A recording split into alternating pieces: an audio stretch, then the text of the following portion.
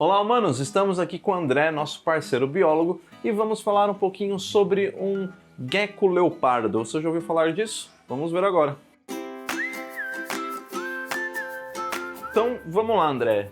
Como que é esse gecko leopardo lagartixa que aparece muito na internet, mas as pessoas mal conhecem sobre ele? Exatamente. Esse aí é um animal bem bacana, que vem sendo criado muito em cativeiro como pet, e ela é interessante porque é totalmente fora do padrão de lagartixa que a gente conhece aqui no Brasil. Então é um bicho bem bonitinho. Então, Vamos pegar pra vocês.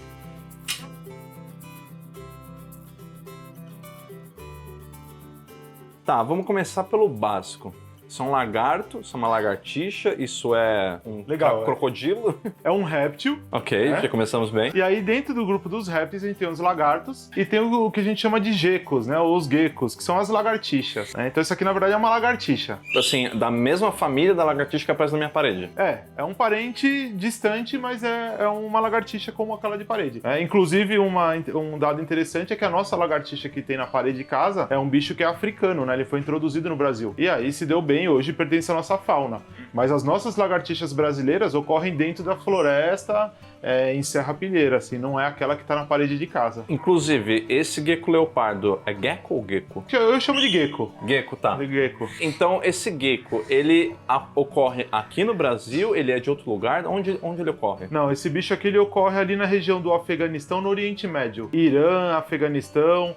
Então logo você já percebe que é um bicho de lugar árido, né, de deserto. Então é um animal que já, ao contrário das nossas, porque a gente tá num país tropical, esse bicho é um lugar de deserto, lugar árido, seco. Por conta dessa característica, dele viver em lugar árido, ele precisa de cuidados específicos quando ele tá em cativeiro?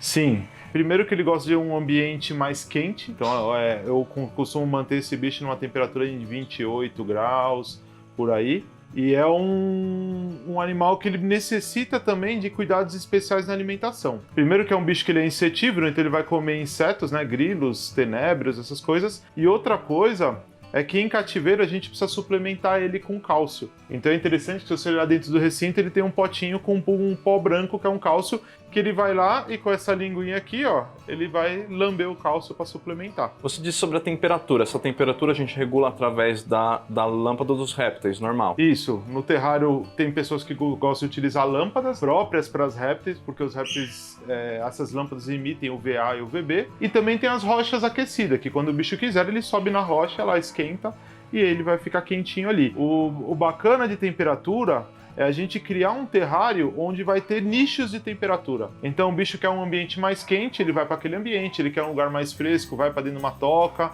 ou uma toca úmida, né? Que ele pode se sentir mais confortável. Então você cria nichos de temperatura no terrário. Isso é bacana, ele escolhe onde ele quer ficar. E ainda sobre o terrário, a gente tem aqui um tamanho legal. Esse é o espaço ideal? Pode ser menor, pode ser maior? Quanto maior o espaço para ele, melhor. Isso é geral para qualquer animal, né?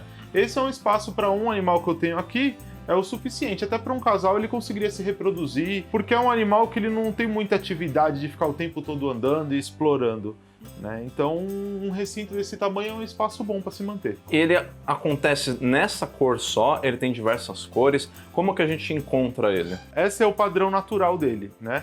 Até chama lagartixa leopardo por causa da coloração, né? Que é todo rajadinho, igual um leopardo felino. E como é um animal que ele já vem sendo reproduzido em cativeiro no mundo inteiro, ao longo dessas reproduções foram gerando variações de cores. Então essa é um padrão natural, mas hoje você tem essa lagartixa inteira branca, você tem inteira amarela, você tem quase preta, você tem várias colorações que não são naturais, sim, da reprodução em cativeiro. Mas é possível saber qual que é a natural? Esse é o padrão natural. Esse é o padrão natural. É. Tá, legal. Tá?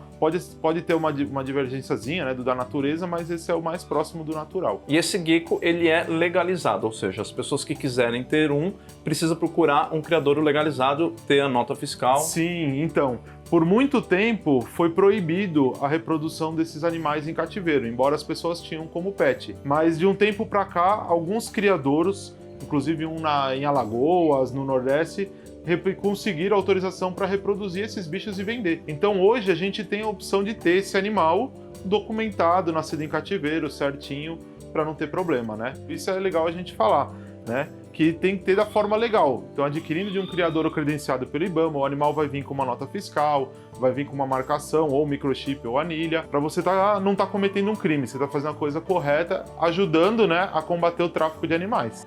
Uma curiosidade, a gente vê bastante nas lagartixas comuns, né, de casas aí, que elas costumam perder o rabo e aí nasce outro. Acontece isso também para nascer uma lagartixa? Nas nossas lagartixas de parede aí de casa sofrem muito com uma série de lendas, né? Então tem gente que fala que ela traz cobreiro, e na verdade são animais que ajudam muito o ser humano. Então é legal até aproveitar esse gancho para falar disso, porque o bicho passa a noite inteira na parede da sua casa comendo aranha, comendo pernilongo, comendo mosca, né? E não traz doença nenhuma para o ser humano. E elas têm uma característica bem legal, que é a autotomia. Que é isso? Você encostou na cauda dela, ela consegue soltar, liberar essa cauda, que ela vai ficar mexendo ali, isso vai atrair o predador, enquanto ela foge sem a cauda, mas com vida, né? Depois essa cauda vai regenerar, vai crescer de novo. Alguns geckos fazem isso, outros não.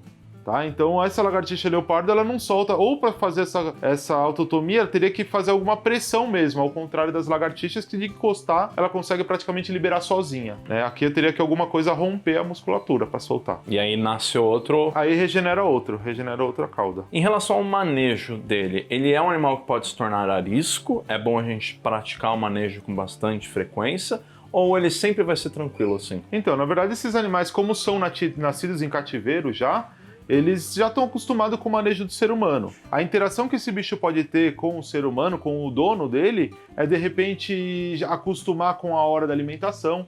Então você chegou perto do terrário, ele vem até você porque sabe que você vai oferecer alimentação.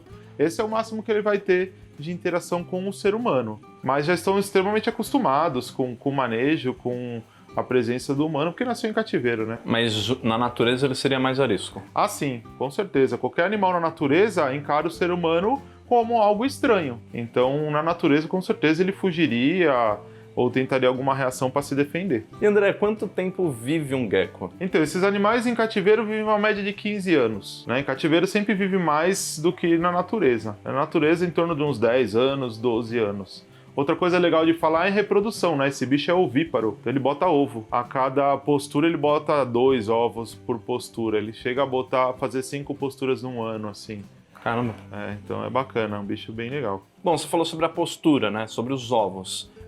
Se eu tenho 2 geckos, um macho e um fêmea, inclusive, essa é outra pergunta. É fácil de identificar o macho e fêmea? Sim, o macho, na parte de baixo aqui, ele tem alguns porozinhos aqui. Na parte de baixo tem 2 protuberâncias, assim, o macho, a fêmea não. Então esse é um macho. Esse é o macho. Então voltando para a pergunta original, na verdade. Se eu tiver um casal de geckos legalizados, tudo certinho, e eles procriarem, eu posso manter esse filhote? Eu devo vender esse filhote? O que acontece? Bacana. Então, na verdade é assim, a nossa legislação diz que o único que pode reproduzir esses animais são criadores credenciados. No meu caso, as pessoas que têm em casa, eles têm a posse do animal. Você compra esse animal de um criador que vem com nota fiscal, microchipado certinho. Então, na teoria, eu não posso reproduzir esses bichos. E é até meio triste falar isso, porque tudo bem, você pega um gecko desse que vai botar ovo, segundo a legislação, eu teria que pegar esse ovo e descartar, jogar fora, quebrar. Agora, se é um animal que nasce o filhote inteiro, por exemplo, uma serpente, uma jiboia, na teoria eu teria que sacrificar os bichos. É meio estranho, né? Sim. Mas na legislação fala que eu não posso reproduzir. Então, se acontecer um acidente de reprodução, eu não posso fazer nada com esses animais. Então, evite de ter um macho e um fêmea. Escolha um sexo e se mantenha nele. Então, André, muito obrigado por tirar nossas dúvidas sobre o leopardo, lagartixa, gecko e tudo mais. Quem quiser conhecer mais sobre o seu trabalho, onde pode te encontrar? É só me encontrar nas redes sociais, @AndréBuriqui, lá no Instagram. E se tiver alguma dúvida, pode mandar para vocês ou entrar em contato direto comigo que a gente responde. Perfeito. Se você quiser assistir outros vídeos com o André, é só clicar aqui do lado. Eu tô apontando pro lado certo? Tá, então nesse lado aqui vão ter mais vídeos para você ver mais animais diferentes com o André.